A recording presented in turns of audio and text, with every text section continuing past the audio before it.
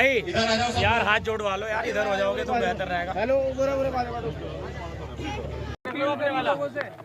भाई मैं मुजफ्फरनगर आया तो आरएलडी के लोग मिल गए रास्ते में, वे किसी और के स्वागत खातर खड़े थे। मैं सोचे मेरे खातर खड़े, फिर मैं देखा भाई फिर मैं सोचा भाई ये तो मेरा नहीं कर रहे स्वागत। तो कोई बात नहीं भाई, मीरापुर हम लोग जीत रहे हैं, इसमें कोई बात छिपी भी नहीं है। और हम लोग जीत रहे हैं इसीलिए तारीख बदली गई। आपने कभी नहीं सुना होगा कि नॉमिनेशन होने के बाद इतने दिन चुनाव चलने के बाद फिर तारीख बदली जा। ये तारीख इसलिए बदली गई कि मीरापुर वालों ने तय कर लिया कि भाई हमें एक नया आदमी है, हर जाति धर्म का प्रिय है, मेहनत करने वाला है, कोई छवि पे उसकी दाग नहीं है, वो आदमी को जनता इस बार प्यार दे रही जाहिद को। इसको रोकने के लिए सब कुछ करागा। हम इन चीज़ों से डरने वाले नहीं।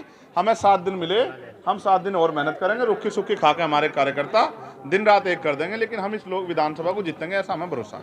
क्या लग रहा है कि बटेंगे तो कटेंगे, पर क्या कहेंगे? और कहाँ बट रहे, कहाँ बट रहे भाई, बट रहे। अच्छा सुनो, एक मिनट सुन लो, बांट का तो अब तक राज करा बांटने वालों ने, इब कहाँ बट रहे, इब तो हम इकट्ठे कर रहे लोगों को।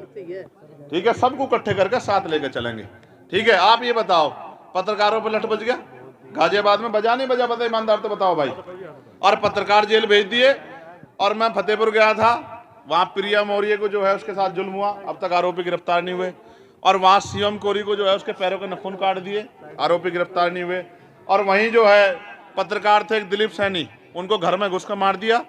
उनकी पत्नी ने जो बात मुझसे कही है ना भाई, मेरे दिल को लगी वो बात।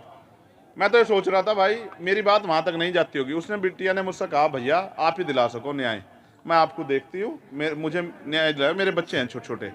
मैं इस मंच से उस बहन को वचन दे रहा हूँ कि उसके सम्मान की भी और उसके बच्चों के अधिकारों की लड़ाई भी हम लोग लड़ेंगे। किसी पत्रकार भाई को भी अकेला नहीं छोड़ने के, किसी वकील भाई को भी छोड़ने, किसी किसान भाई को भी छोड़ने के, और मजदूर भाइयों को भी उनका मान सम्मान का वेतन, उनकी तरक्की के रास्ते खोलेंगे। सफाई कर्मचारी नियमित हो इसके लिए मैंने पत्र लिखा, पीआरडी के जवानों की वेतन वृद्धि के लिए, होमगार्ड के जवानों की वेतन वृद्धि के लिए, पुलिस के 8 घंटे की ड्यूटी के लिए, सप्ताह में 1 दिन की छुट्टी के लिए, आशा आंगनबाड़ी भोजन माता बहनों के वेतन वृद्धि के लिए मैंने पत्र लिखा, ग्राम चौकीदार ग्राम रोजगार से सबके लिए मैंने पत्र लिखा। अभी तो मैं पत्र इसलिए लिख रहा हूँ कि सरकार इस पर काम कर ले। अगर मेरे पे ताकत होती तो ये सबको तनख्वाह जो है ना इनकी 3 गुनी हो जाती जितनी मैं चाह रहा था, क्योंकि इनको भी बराबर वेतन मिलना चाहिए, समान काम समान वेतन। ठीक है भाई, चुनाव के बाद अगली बारी क्या है? 27, हम तो 27 में हमारी निगाह है भाई पूरी, हम नहीं छोड़ देंगे 27 को, हम तो तय करके बैठे हैं। अब हम हमारे लोग और हम किसी के भरोसे नहीं रहेंगे, हम अपनी ताकत बढ़ाएंगे। जिस तरह से इन्होंने आशीर्वाद एक गरीबों ने मुझे पार्लियामेंट में भेजा, और पार्लियामेंट में अब सबसे ज्यादा डिबेट किसी की है तो वो चंद्रशेखर आजाद की, आप चेक करवा लेना। ठीक है, एक मिनट सुन लो। तो भाई ना हम हिंसा की बात करते ना हम किसी को बुरा कहते, हम तो ये कह रहे हैं सब मिलजुल के राजनीतिक ताकत बनाओ। अब तक हमारे लोग तो ठगे गए, अब नहीं ठगे जाने के भी लोग। अब चाहे कोई पैसे वाला आ जा, चाहे कोई डरा दे, डरने वाले भी नहीं है, ना हम डरते ना हम किसी के बकाये में आते। अब हमारे लोग ताकत बनाने की तरफ बढ़ रहे हैं, क्योंकि अब उनको चंद्रशेखर के हाथ मजबूत करने। अब बताओ क्या कह रहे थे? बताओ भाई। आपने कहा था उपचुनाव आपकी जान का सवाल है। हाँ देखो क्यों आज हमारे लोगों पे जुल्म हो रहा है। आज हमारी पढ़ी लिखी बेटियां घर में घूम रही हैं, आज हमारे पढ़े लिखे भाई बेरोजगार घूम रहे हैं। अगर देखो कितने किसान सुसाइड कर रहे हैं, कितने जो है नौजवान सुसाइड कर रहे हैं, ये हमारे जान माल का सवाल है। अगर हम पे ताकत नहीं बढ़ने की तो हम अपने भाइयों को रोजगार कहाँ से देंगे, अपनी बहनों को रोजगार कहाँ से देंगे?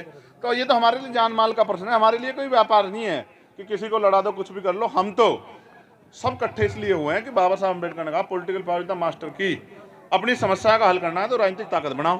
तो हम तो अपनी ताकत बना रहे हैं। हमारे तो सदगुरु रविदास जी महाराज इस बात कह गए, रविदास मानु सुखी बसन नु सुख रह दो ठाओ, एक सु स्वराज माई दूसरा मरकट गाँव। कि अगर सुख शांति का जीवन जीना 2 ही रास्ते हैं, पहला स्वराज माई अपना राज लाओ, अन्य मरने के बाद मिलेगा शमशान घाट कब्रिस्तान में। तो जीते जी राज लाने के लिए हम लोग बढ़ रहे हैं कि सदगुरु रविदास जी महाराज का बेगमपुरा राज का सपना पूरा हो। ये नु बताओ, राज का अधिकार गरीबों का है या नहीं? बताओ, पहले तो अमीर राज करते थे राजा महाराज, अब गरीबों का नंबर तो आया, तो अभी तो गरीबों की आंख खुली, ये उनका राज आओगा। आप मेरी बात को बीजेपी के नेता प्रत्येक सभा में जय श्री राम के नारे से स्टार्टिंग करते थे। आज बेलडा में जयंती जी का कार्यक्रम था, जय श्री राम का नारा किसी भी तरह से नहीं गूंजा गया। अब ये तो भाई वो ही जानते होंगे, उनके तो राम भी चुनावी हैं बेचारों के, और उनके एक और प्रत्याशी कुंदर के, उनको भी देख लियो। वे तो जहां उनके नेता तमाम जो है हजरत पैगंबर साहब को बुरा भला कह रहे हैं, वहां उनके नेता वहां हजरत साहब की भी जयकारा लगा रहे हैं। आप समझो मेरी बात, वोट लेनी है उन्हें, आपने कहा है कि उन्हें वोट लेनी है और हमें लोगों के दिल जोड़ने हैं। हम वोट के लिए नहीं काम करें, हम तो लोगों को जोड़ के उनकी ताकत बनाने के लिए काम करें। आओ भाई, आप भी आओ। बुलडोजर पर कहा है कि बुलडोजर का हिसाब होगा। बुलडोजर वहीं भेज देंगे जहाँ से आया बुलडोजर, आप चिंता मत करो, हम आने लग रहे ताकत में, आप भी कर रहा हूँ। ठीक है, बुलडोजर अच्छा बताओ, न्यायपालिका की जरूरत है नहीं है क्या? आपको ही बताओ, जो बुलडोजर पर आप भरोसा कर रहे हो, बुलडोजर अच्छा है क्या? आप बताओ। जिस दिन किसी पत्रकार घर पे चलेगा उस दिन एहसास होगा बुलडोजर क्या है, क्योंकि घर बनाने में बहुत जोर पड़ता है भाई। ठीक है, मगर मैं पत्रकारों पर आंच नहीं आने देने का, इस बात का भरोसा दिला रहा हूँ। ठीक है, चलो भाई, चलो ठीक है भाई, ठीक है जी, धन्यवाद।